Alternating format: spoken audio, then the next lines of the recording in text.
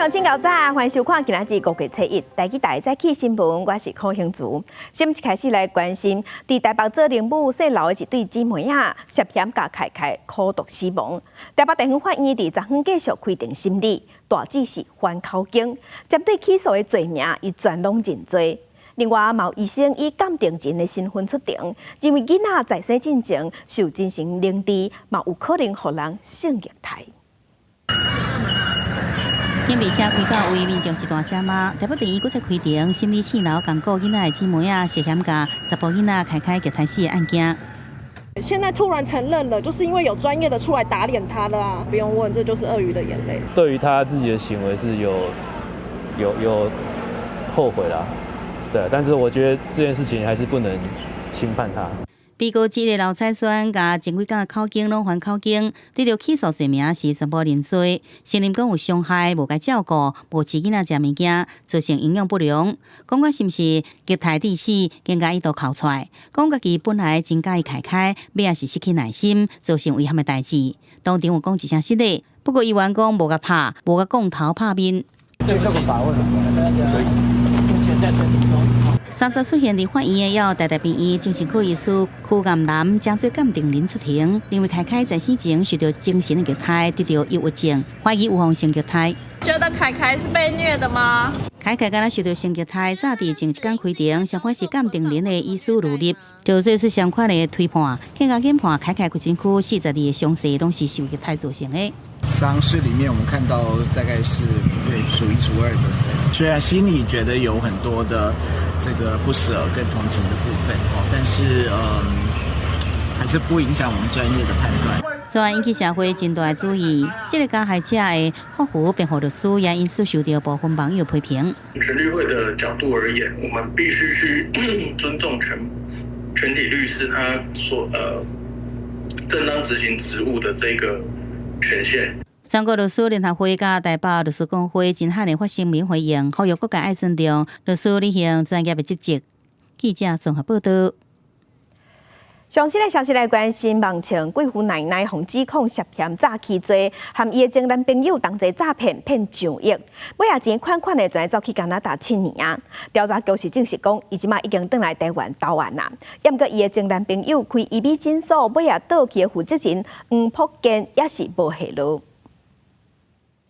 法务部调查局的外道通缉班查询系统，会人看到贵妇奶奶甲伊的前查甫朋友黄朴健的相片，两个人涉嫌诈欺上亿，逃亡加拿大7档。调查局证实，贵妇奶奶已经由驻加拿大法务秘书陪同上飞机，今仔日透早返来台湾。落飞机了后，经过询问，就会改送到北检归案。你是回台湾用健保吗？你的儿子跟你有会回来吗？去年黄朴健的爸母先返来台湾归案，伊老爸黄立雄同款涉入诈欺，以50万交保，并且予私人地检署揭发禁声令。即马贵妇奶奶照这个模式返来台湾，但是无主动讲前查甫朋友黄朴健人伫咧倒，因两个合开医美诊所，2018年无有境倒闭，规个伙计只讲款上亿代票走路，投资也个买了停的人的钱拢讨袂大。他们蛮奸诈的啦，就是想要回来的时候就回来吧，反正拖盘拖的差不多就可以准备回来了。逃亡海外7档，贵妇奶奶总算返来台湾投案，即马就等待检方进一步调查案情。受害者希望查到真相，讨回因损失的钱。公司新闻综合报道。有没有什么话想说？继续关心基隆检方侦办罢免民进党议员涉嫌伪造文书案，基隆市民政处长张延祥涉嫌利用户政系统咧斗3工，尾也互法院裁定40万交保。伊是声称讲伊违反个资法含伪造文书，昨昏伊随请时嘛互基隆市长批准。民进党即马是质疑讲背后应该阁有高层咧指示。也基隆市长谢国良是强调，伊讲伊家己做事真谨慎，而且对法律清清楚楚。全台大罢免脱销，那也以罢制罢，要罢免民进党基隆市议员郑文定甲刘志豪所家己涉嫌伪造文书案，检方侦办基隆市民政处长张延祥，亲就非法利用户政系统构筑协助罢免议员的联署，并也质疑有更较高层的主管涉及在内。在谢国良市长主政之下，为台湾的地方制度史、民主政治的发展画下最黑暗的一页。你完全不知情，那你就是昏庸；如果你知情而不制止，那你就是共犯。对于一些刑法的构成要件，我是相当清楚而且谨慎。伪造文书罪虽然是5年以下，但是公务人员有可能会有1/2的加重所以我觉得这件事情也不能小觑。刘彦雄因为先前违反告诉法甲伪造文书离告半暝方裁定以40万交保，30下昼请示核准。只是随着调查因为罢免对立严重，加上南北4日的开导活动，兼着民进党主席的总统赖清德伫中常会阁一次表示台湾民主自由的可贵。国民党主席朱立伦提醒执政党爱重视台湾经济的大风暴。台湾在绝大多数的国际评比都是完全自由民主的国家。黑的讲久了不会变成白的，但是仍然有可能会因此混淆视听。执政党有责任把事实、把道理讲清楚、说明白。放国人一马吧，我们大家坐下来，朝野共同来面对所有国内、国际的挑战，关税战、汇率战、美债的议题。我们愿意坐下来，跟总统来共商国事。朱立伦表示，6月恐惊会面临美债危机，同款为应应国际经贸局势，赖清德呼吁朝野支持行政院4100亿特别条例，那支持出口产业也稳定民生物价。公视新闻采访报道。咱同齐来关心天气。今仔日有一撮风面会飞过咱台湾北部的海面，中部以北东半部云有较高。咱来看云图。今仔日顶部伫北部宜兰有短暂阵雨，也若花莲台东对下晡开始嘛开始落雨，只不过讲整体的雨水量是无遐尔济。中南部的山区过渡了后，受热对流发展的影响，嘛会落短暂阵雨。北台湾伫今仔日高温大约是27度至30度，也若南部高温有30度以上，甚至有可能到33度，会感觉有小夸热。伫清明过后，咱台湾鸡卵的产量有增加。即马根据农业部的统计，目前全台湾逐工是生产126000箱的卵，差不多一工有加120万粒卵出来，有消透袂去的状况。所以即马互卵商的压力真大。台北市的卵商工会已经决定要落价，产地介绍还有挂价，即马一斤拢降3块银。民众挂一袋鸡卵，准备要介绍清明过后，鸡卵产量增加，但是买气煞无好，库存卖袂出去，这互卵商的压力真大。台北卵商工会决定要落价，每袋斤降3块。唔知呢，大家嘛咧食，规个商拢嘛是爱食啊。第一，它产量又比较多，第二个，阮家己本身在生意嘛无遐尼好，所以即马目前的鸡蛋就是有比较供过于求一点，所以说才会去跌价。台北卵商工会表示，鸡卵产地介绍对每袋斤29块半，降到26块半。拜四开始挂价也会降，对每袋斤39块，降到36块。虽然大盘有咧降，不过民众也是讲无感受到，因为现在去早顿店面搭一粒卵大部分也是卖15块。那我就不会点卤蛋了，太贵了。还有时候有些还会卖到20块。15左右吧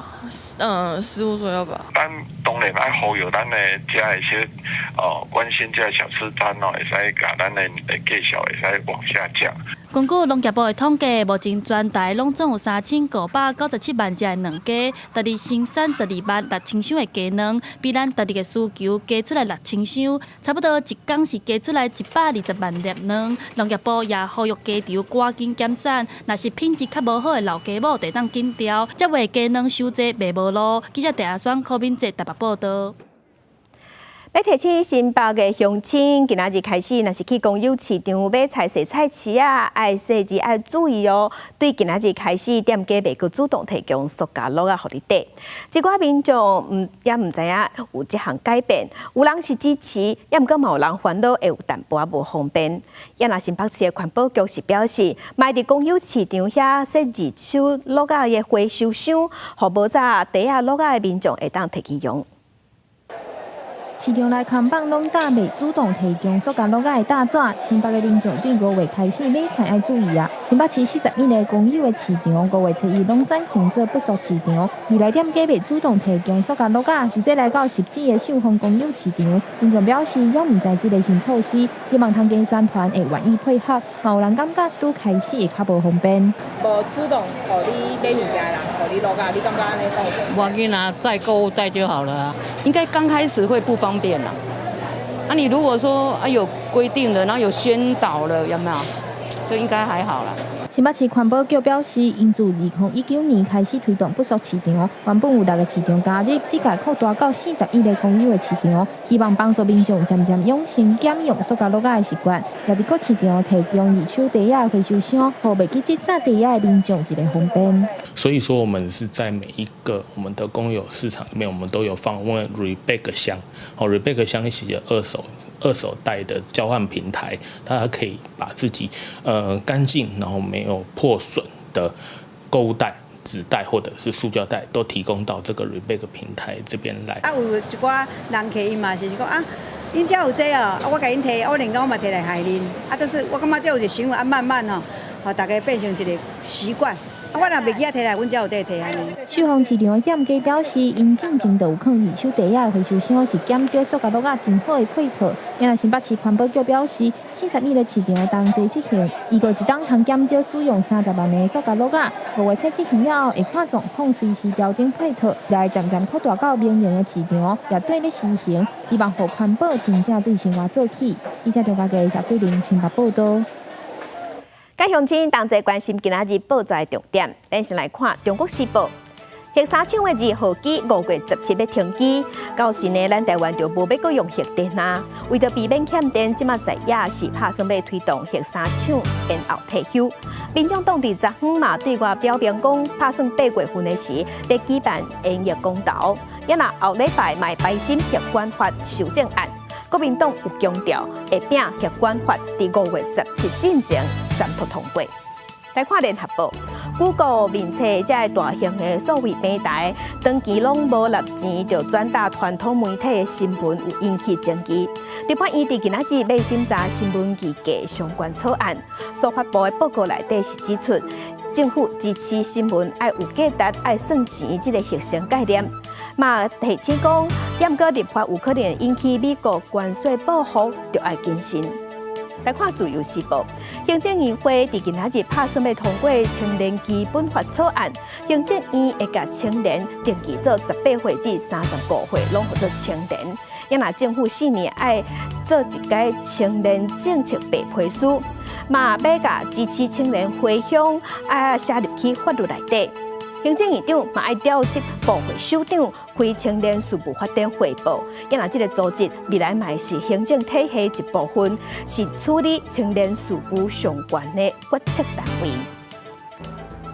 因为今仔日是5月劳动节，戴孝明和台湾劳工阵线昨昏有开记者会，表示目前伫学校的劳动教育课程内底，大部分教的拢是理论，无就是法规，较欠缺实际上准讲伫工课场有拄着问题，应该安怎处理。所以民间团体就呼吁教育部应该伫课程内底，互学生囡仔加一寡劳动意识。青少年伫学习以外时间，为着要趁一寡所费，甚至补贴厝内经济，定定去做散工。高中3年的陈东二表示，过去有去发传单的经验，毋过若是工时减少，薪水有争议，要安怎向雇主提出问题，争取家己的权益？伊认为这部分的知识较欠缺。我以翰林版的高中公民课本为例，像我们在介绍个别劳动权的时候，它其实就只用短短的1页来带过而已，内容其实只有简要的提及工时、休假以及最低工资等等很基本的概念。学生也表示，身躯边有袂少同学，若是拄到权益受损，大部分拢选择偏网络当做学经验。台湾少年权益甲福利促进联盟和台湾劳工阵线拢表示，保障青少年的劳动权益，应该爱对教育现场做起，亲像伫工课场互人诈骗、性骚扰这寡目前正接看到的实际案例，应该爱正式放伫课纲，互学生了解要安怎应对。举例来说，打工诈骗等等这些议题，它都是被列入为补充教材，所以作为高中生、高职生的必修课程，不是变成补充教材，所以无论是将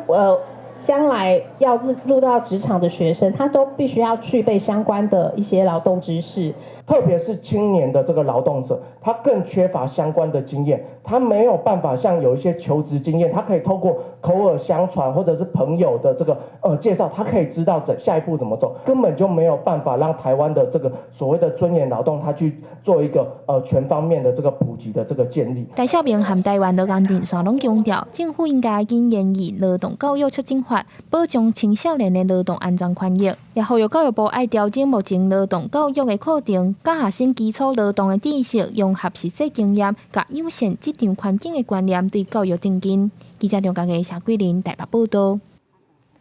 因为为着因应美国对顶关税的冲击，即马劳动部有按算讲无薪假薪水补贴的方案，未来政府按算要扩大适用的产业。因为今仔日5月劳动节，劳工团体嘛有提出包括反霸凌，也佫要恢复7天固定假日这诉求，而且伫今日下晡会行上街头游行。对此呢，劳动部长洪新汉是强调讲，劳工团体的诉求，政府拢有听到啊，劳动部嘛好好讨论。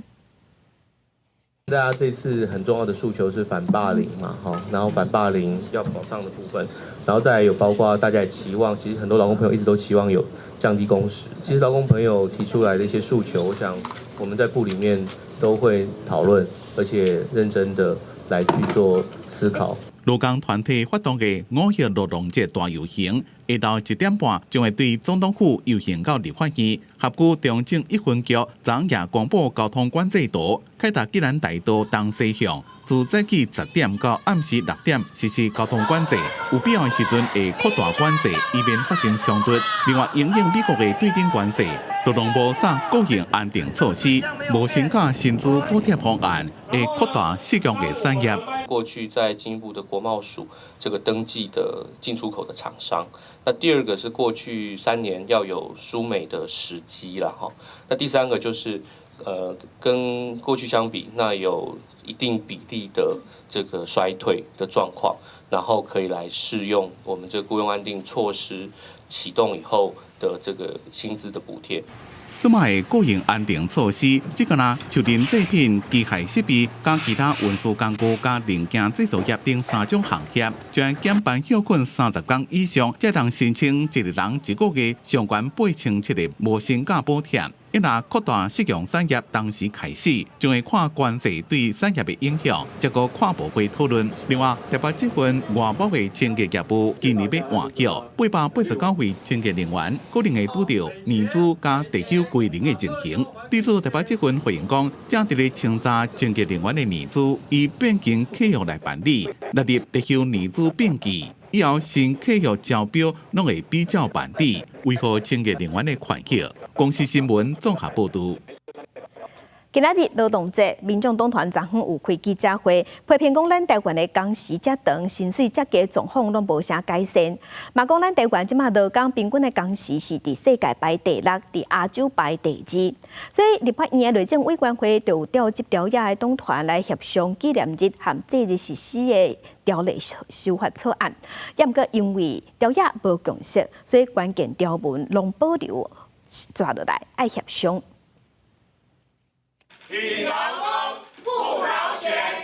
外口河表達訴求，民眾黨團早起是會同工會團體召開記者會。台灣專科護理師產業工會是正叮當提出呼籲，希望較緊加3萬護備變入法，守護醫療體系上尾的風扇。每個月我們都在看到我們的單位及醫療現場都有許多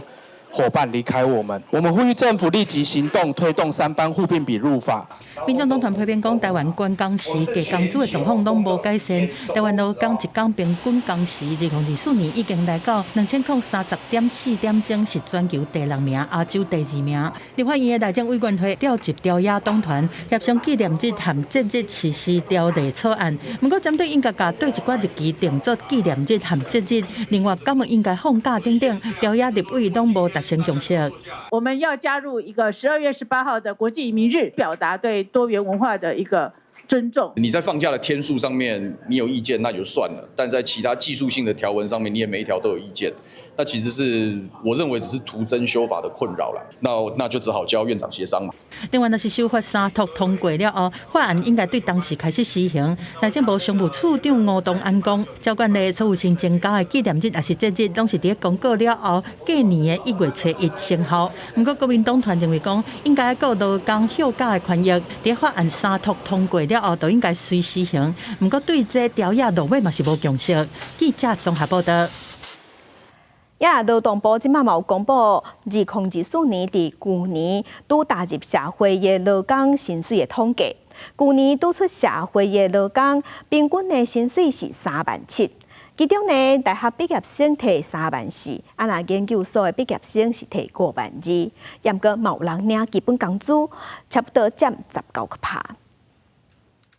拍电脑整理资料，将要呼吁民代应该自主公布助理聘用资讯的倡议内容，写伫新闻稿，希望透过媒体和社会大众注意这个议题。安定是拄出社会的人，伊法律系毕业，伊希望透过伫公民团体服务的机会，实践互社会更加好的理念。法律系毕业不一定是只能走国考这一条路，然后也可以往就是可能 NGO 这一块去用倡议的方式去伸张自己心中的那份正义。法律上我是觉得可以接受。根据劳动部公布的2024年拄出社会人的薪水调查显示，去年平均薪水是37000，其中大学毕业生是34000，研究所的是52000，领上加工资的拄出社会人大约占1.9%，是自2021年统计以来头一摆降到2%以下。一个原因就是研究所人数比例上升了研究所的平均薪资是5.2万元，大学是3.4万元，所以这个部分就有一个拉抬的效果。受到这个缺工潮的影响，加上基本工资9连升都持续推动这个社会新鲜人的起薪的一个这个上涨。其实我们看到这个学历的这个光环还是有加分的一个作用。人资专家分析，在欠工的情形之下，高学历也是有关薪水的重要因素之一，尤其在科技业、医疗保健上明显。也建议企业爱有培养接班人的概念，以合理的薪水培养训练拄出社会的人，为企业尽一份心力。公司新闻采访报道。咱台湾有7个下党派的立法委员，目前当伫美国的华府访问，因mau去到国会山庄，针对美国总统 Trump 对顶关税政策，咱的立委有含执政党的参议员见面，打算要来推动避免台美相争扣税法案，要替台美的关税谈判先铺路。另外，针对各项议题，嘛有讨论到，美国有参议员是当面表示，想要来台湾访问，要来了解咱台湾实际上的各项政备能力。同再来看公司的国际记者彭祖哲伫华府的报道。刘慧仪代表国会议员联谊会7位成员，29今日美国国会会见参众两院4位议员。共和党新科参议员是以会中提出访问台湾的规划，伊是海豹部队出身，更加关注台美各项交流。It's important we have strong relations with Taiwan and the military there. That's a hugely important trade corridor, the Straits of Taiwan. And obviously, it's a massive trading partner for us, especially when it comes to our semiconductors and computer chips. So it's important we maintain strong relations, and that's what we're going to do. 共和党内对川普政府假讲，定提出无共意见的参议员兰克福特，也伫家己的办公室招待咱国的立委。众议院方面，国会台湾联线共同主席贝拉、加迪亚斯巴拉特，跨党派联手会见台湾立法院3党立委，加驻美代表吴岱雷。除了每回国会交流的必考题国防安全，这回我方代表也力推避免台美双重课税法案，希望参院议员能够支持，让台湾熬过川普的对等关税政策。台美快速相同税收减免法案已经伫美国众议过关后一步，等待参议表决，才会当送到总统川普手中签署。咱国立委认为，这项法案涉及台美的对顶关税谈判，避免双重课税的问题。因为这个也涉及到我们接下来跟美方之间的谈判，还有如果说希望有更多的这些到美国投资的这些项目或者厂商。应该沟通了一些，不管是避免双重课税，现在在参议院最后一里路，那以及台美之间军购的议题，以及台美合作训练的议题。立委访问团后手3日，除了继续国会交流，也会拜会行政部门，甲华府智库为国防甲经贸甲美国交换意见。公司国际记者采访报道。因为美国今年第一季的经济是出现3年来头一届倒救，因国内的生产毛业 GDP 是负的0.3%。美国总统川普是表示，伊才拄上任尔，这经济不好，要怪就爱怪前一任的美国总统拜登。川普嘛强调，接落来对点关税起行，伊讲美国一定会变好个。因为政府支出减少，要个加强关税成效进程，真侪国家的企业赶紧把货品载去美国，也因为大量进口对国内生产毛业 GDP 造成压力。美国经济今年前3个月出现收缩，商务部30公布今年第一季实际国内生产毛业 GDP 初达这项年率减0.3%，甲去年第4季成长2.4%差真多，是2022年以来第一遍负成长。This is, you probably saw some numbers today. And I have to start off by saying that's Biden. That's not Trump because we came in on January. This is quarterly numbers. The tariffs haven't kicked in yet. I know that, and I don't want this to happen, but I know that China is doing very poorly right now. They're sending boats, the biggest boats in the world, carrying cargo, and they're turning around in the Pacific Ocean. They're doing a big U-turn and going back because they don't want the goods because 145%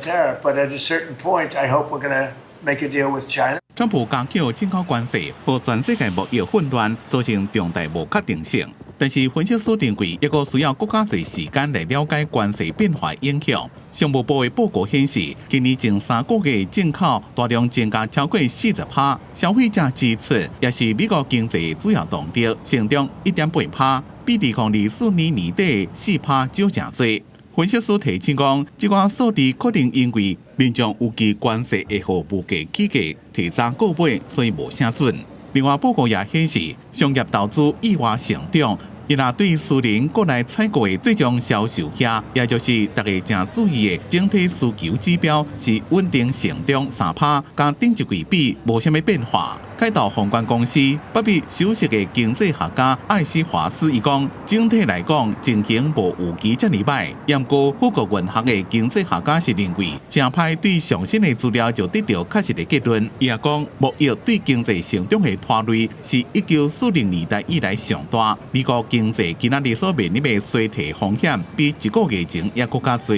但是 GDP 的收缩并不是衰退开始。公司新闻吴文玲编辑。继续关心，克什米尔伫顶个月观光区发生恐怖攻击，造成26个人死亡。巴基斯坦即马就表示，根据因的情报显示，讲印度上近伫24点钟内，阁会发动攻击，而且会强烈反击。因为印度和巴基斯坦两国拢有核武，所以即马嘛引起国际上真烦恼。不过专家是分析讲，应该是袂变做全面的战争。巴基斯坦资讯加广播部长塔拉30日警告，已经掌握情报，印度计划在未来24到36点钟内发动军事攻击。巴基斯坦批评安尼是无负责任，而且无法律依据，呼吁开始调查，也对攻击强烈回应。Pakistan will not be the first one to resort to any escalating move. However, in case of any escalating move by the Indian side, we will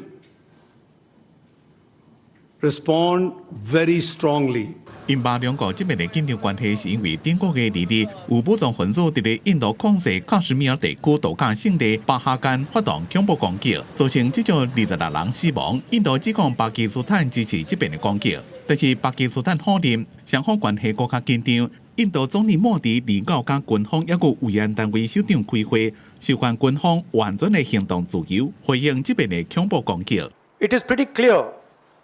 who is responsible for this. The people who are responsible for this must pay a price. The Prime Minister has to take action, right?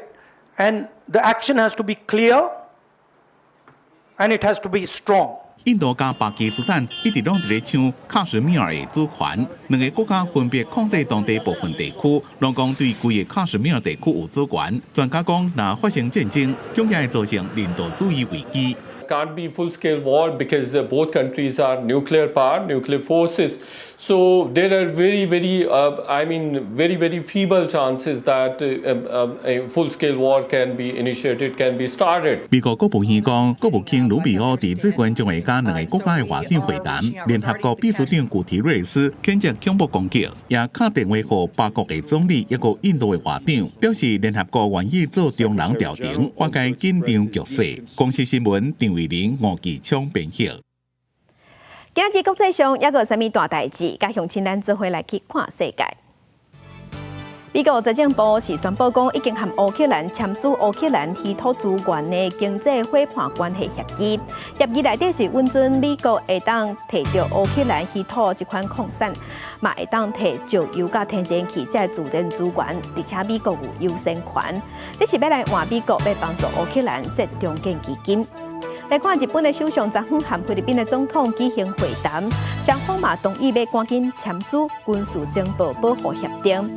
有人讲，这个协定互看作是专工挑工要对付中国，所以中国的外交部即马就表示讲，伊是反对任何国家结党结党来加深这个所在局势无稳定。来关心顶个月叙利亚阿拉维派伫沿海一库里亚发生屠杀了后，昨昏叙利亚新因的政府和有关部队甲武装分子，搁伫大马士革遮搁有发生冲突，即届是造成13个人死亡。来关心，即马有比利时的媒体表示讲，2021年中国大使馆有要求比利时的外交部爱甲台湾代表处的国旗摕掉。也那索马利亚政府日的时嘛对我公布讲，根据一中的原则，因对4月30日开始，摕台湾护照袂使入去因的国家。咱外交部已经有去抗议，咱外交部嘛呼吁民众伫有争议的这段时间，这个国家较无去。2025国际评比上强护照排行，根据国际航空运输协会公布，全亚军宝座拢是来自亚洲国家，分别是新加坡、日本、台湾是第33名，比去年提升2个名次。不过外交部突然公告，索马利亚民航局表示，因为一个中国原则的关系，4月30开始，所有台湾的护照加相关旅行证件，拢袂当用伫出入加过境索马利亚联邦。那中共文攻武吓始终没有停止哈，不管是军机、军舰的军演，连这个我们的护照在全世界其实都相当的好用，而中国还是持续的打压台湾。对于索马利亚政府错误解释联合国大会第2758号决议，并与所谓一个中国原则挂钩，图谋制造台湾隶属于中华人民共和国的假象，外交部也予以严正驳斥，并强烈谴责。为了确保咱国民众安全，外交部也呼吁，伫索马利亚政府还未撤销公告以前，先卖去索马利亚联邦甲索马利兰共和国。当各界批评中国打压咱国国际空间的同时，比利时法语媒体《晚信报》合作发表的系列报道中，讲到中国大使馆伫2022年要求比利时外交部设法移除挂伫台湾驻比利时代表处顶楼的国旗，将其会造成咱国国旗伫2023年初就去互剔除。大部分国家我们住处的国旗也都是在室内啊，除非有很独立的馆舍。我们要在意的更需要的是这个外交的这种具体国民待遇的打压啦。比利时因为它是欧盟会员嘛，这个欧盟成员，所以我们护照在那边适用申根签证这件事情应该还是不会有所改变。国际关系学者认为，应该袂具体影响咱国民众的态度，而且台湾人伫欧洲也真受欢迎。外交部表示，中国想要改变现存的国际特势，将台湾议题扩改成内政问题。咱国除了明确反对北京一再透过法律战、心理战甲舆论战等行为，也呼吁国际社会继续以具体行动加以反制。公司新闻采访报道。继续关心美国的联邦参议院是通过美国驻中国大使馆人事案，确定会由前乔治亚州共和党籍参议员帕杜代表美国派驻去中国。帕杜是表示，伊有和美国总统川普讨论过，要安怎阻挡中国拍台湾。伊嘛强调，伊会确保讲，互北京了解美国对台湾的承诺。伊嘛讲到，两岸局势一定要用和平的方式来解决。目前75岁的帕杜捌伫做参议员任内，伊是真关心台美安全合作议题。2018年的时，伊嘛捌来台湾访问，嘛有甲当时咱的总统蔡英文见过面。The nomination is confirmed. 以67票赞成、29票反对，美国联邦参议院通过自中国大厦人事案，确定由前交伫亚洲共和党籍参议员帕杜派驻中国。因那帕杜伫进前的人事听证会上，也对安怎合作中国侵犯台湾讲出答复。Senator, that's a great question. It's one that I've had personal conversation with President Trump about. I think we have to make sure they are very clear about what our commitment is. There cannot be a misunderstanding about what is important to us. And what's important to the United States is a peaceful resolution of this situation in a cross-strait relationship. 帕杜讲会遵循川普提倡的美国优先政策，伫对中关系上采取坚定立场，并且以有利超越党派甲战略性方式应对中国。其实现年75岁帕杜，伊经历环看政商界，捌做过零售商甲体育用品企业的高阶主管，有40年国际商业的经验，更加伫香港甲新加坡生活真侪年。2015年，伊毋捌参政的新人当选参议员，任内关注台美安全合作议题，并且最摆连续支持台湾国际参与。2018年更加造访台湾，拜见当时的总统蔡英文。The current political, economic, military environment that you're dealing with, we share some of the same problems. 我觉得他的第一首要之务还是传达美国的这个声音，表达美国的立场，代表美国的利益。那同时，可能是在目前的美中比较复杂状况之下，可能扮演某种程度的桥梁的。对着中共对台文攻武吓，国际朋友继续来赞声。这期参议院最近通过决议案，反对中方对联台第275号决议的错误解说，国际讲到支持台湾有意义参与国际组织。另外有108位参众议员参加的波兰国会葡台国会小组联合声明也指出，中国错误解说275号决议内容，支持台湾国际参与甲台海和平稳定，并且呼吁波兰公司部门甲台湾建立建设性的伙伴关系。记者综合报道。电影消息来关心，高雄即马有家长向议员陈情，讲学校的社会课，即老师咧教美丽岛事件的时，提受害者安怎防刑、安怎防凌迟的内容来做补充教材，佮爱囡仔甲遮的安怎防刑这个内容爱背起来，讲要考。议员是认为讲，这款教学方式毋是互囡仔认捌历史的正确的方法，要求教育局爱去了解。高雄市一位家长向议员陈情，内容写到伊的囡仔今年国小5年啊，老师竟然将白色恐怖受害者防刑求的方式当作教材，譬如用棍烫面、互拍甲吐过等等的暴力对待，要求囡仔爱背起来，过来考试，安尼教材敢有妥当？不少家长听到也拢无认同。因为那个也是属于暴力的一个部分，其实没有必要再把这些加害的事情再到下一代去。是整个刑求的行为有涉及到哪一些？我觉得这个可能没有必要太过于详细，但是我觉得是有必要针对，就是说他们在那个期间的确是有受到怎么样子的对待。市议员也把这份社会课教材摕来议会质询，伊认为安尼内容对国小5年的囡仔来讲伤过暴力，这样详细刑求方式乃及违反儿童权利公约甲教育基本法，要求教育局爱合法调查了解。我相信局长你也能够认同，这个不应该出现在国小生的这个教材里面哦。那目前呢，课本也只有写说非人道的对待。基于这个历史事实的这个情况下，也要来考量学生的不管是年龄好，或者是认知好，或者是心智成熟的程度，来去做教材的这个选择跟编纂。所以这个部分我们回去会立即性针对这一个事件呢来去做了解。多数的家长希望教育局做好监督，在囡仔心智农业的发展完全的阶段，应该用适当的内容甲方式去看教。教育局表示，经过了解，这是老师个人的行为，后续因会密切注意老师的教学方式，落实教育中立甲专业要求，让学生安心学习的环境。记者柯家族赵阳高雄采访报道。昨日昨昏4月30是国际摸拍囡仔日，伫台南有举办活动。台南市长黄伟哲就表示，伊希望开是上尾一个受苦毒、受凌迟的囡仔。嘛有医生表示，摸拍囡仔除了除了是唔通对囡仔暴力，其实嘛是为着囡仔健康，因为囡仔若是长期压力伤大，就会产生过量的荷尔蒙，安尼会影响囡仔发育。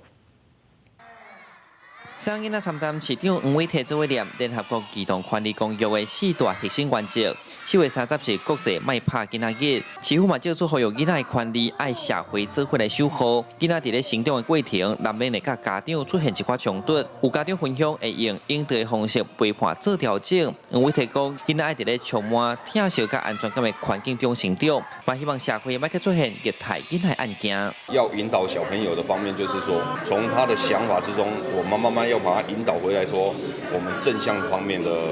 管教。对孩子还是要付出爱心。你看看凯凯案，想想其他的小孩，所以说我们希望，凯凯是最后一个受虐啊，最后一个受到伤害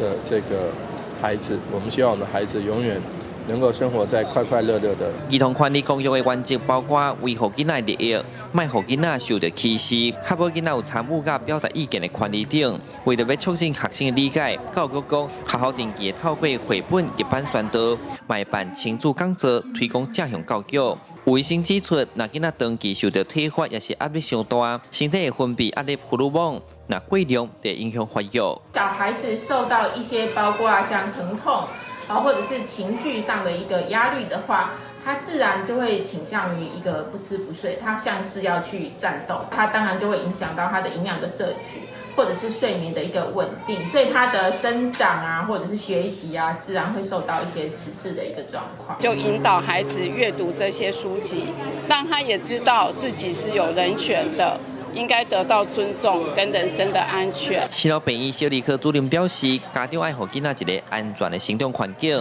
建议唔通用激烈的教育方式。面对情绪时，家长会当先疏开，让心情安定落来，再去参囡仔好好沟通。记者苏台南采访报道。2025年双北市总运阁过10多天就要开始比赛呀！这是一场国际级的比赛，会有超过130个国家，有25000个国内外选手来参加。到时呢，除了有精彩的运动比赛，双北即马嘛伫一寡个文场馆有推出活动，亲像有音乐会、农场导览、文书导览这的，有10个主题、68场的文化活动，要来迎接国内外游客。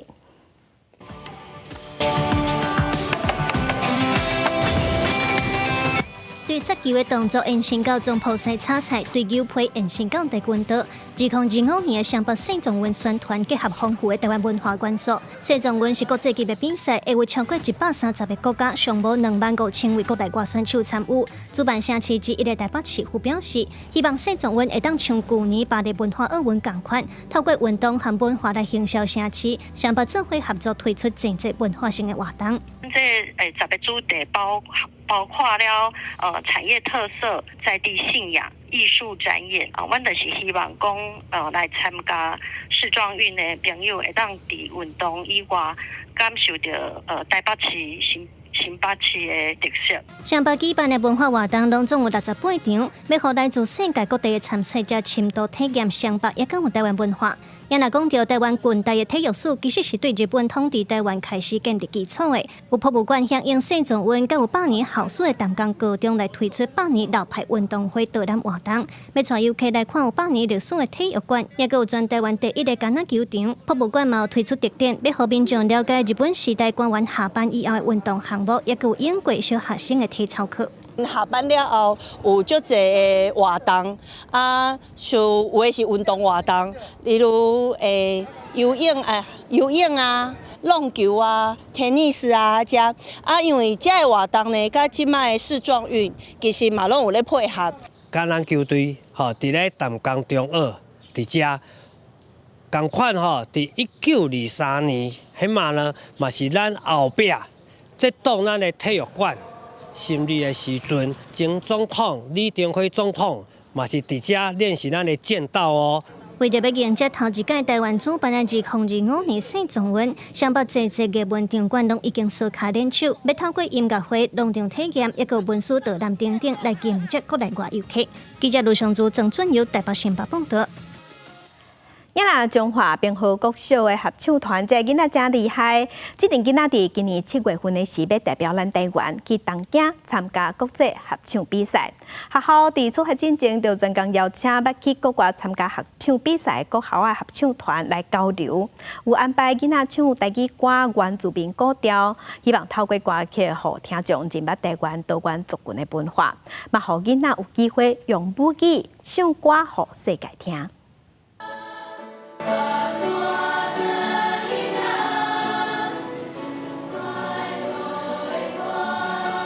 中华大川国校合唱团的学生唱的这首《大庄囡仔爱唱歌》，是合唱团的自创歌曲，用台语小解故乡的特色。2023年，佮捌去波兰表演过。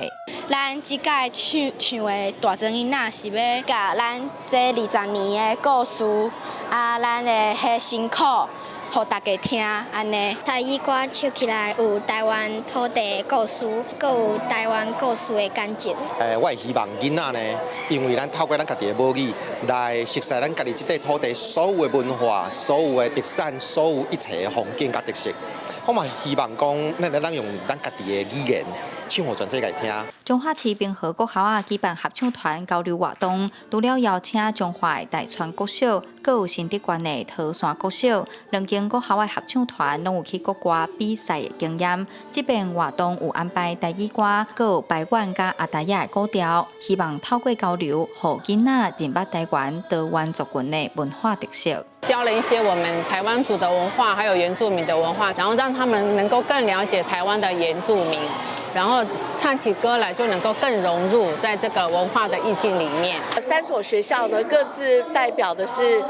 不同的族群文化。孩子来到这里，我相信会更拓宽他们文化教育上面不同的一个观点，然后能够学会更尊重、更欣赏我们台湾岛上所有的一个多元的文化。这样。滨河国小表示，因今年7月要代表台湾去日本东京参加国际合唱比赛，举办交流活动，就是要分享比赛经验，让爱唱歌的囡仔拢有机会徛伫世界舞台，用家己的母语唱歌给大家听。记者杨淑晴中华报道。电影放上头，镜头来绿岛，伫绿岛的海底有一卡油桶，这是在地特色。不过，即马有去唱水的民众是反映讲，拢买无跟批桶架，若这批桶看起来嘛垃圾，拢无人伫维护。乡公所是解释讲，因为今年跟批设计标案抑个维护，这拢无人来标，所以目前等得招标。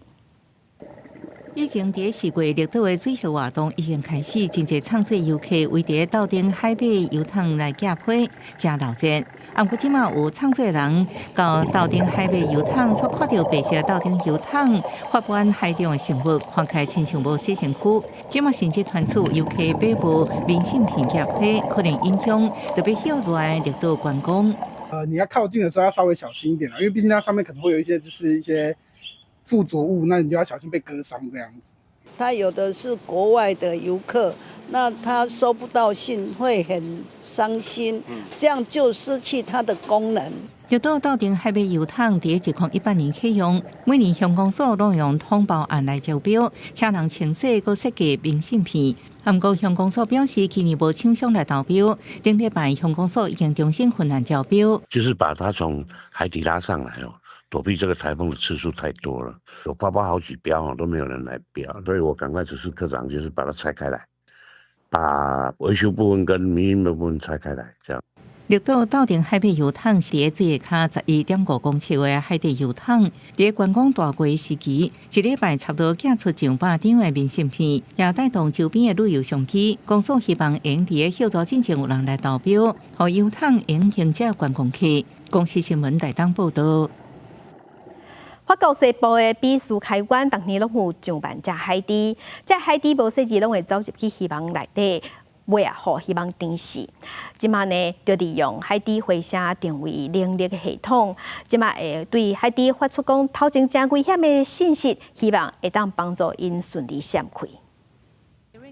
不过，掠鱼人外里是生囡仔老爸，爱维持稳定的收入负担生活。当局为避免海底50鱼帮死亡，连续2年伫冬天实施1个月禁捕令，虽然有领到补偿金，不过伊个同业依然感觉真深的压力。大话无公平，话你讲害死海底主要是拖网渔船，老有岛式的粗疏结构的渔网，若受困一定死亡。家己用的是老刺网较会亮出来。过去5年只搞到一条早都已经死的海底根本未造成危险。A dolphin can't get stuck in this